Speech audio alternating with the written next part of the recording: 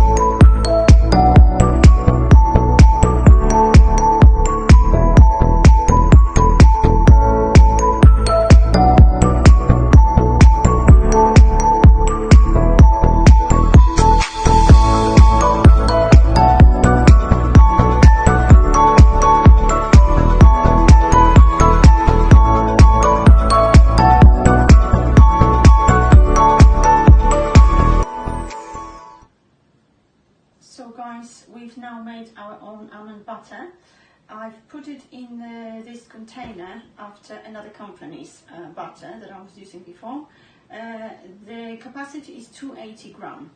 So I've seen on supermarket shelves that this particular brand costs $3.40 for 170 grams of almond butter.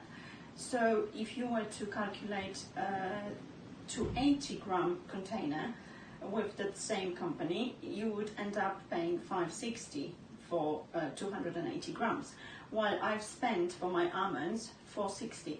So it's a saving of £1 there already.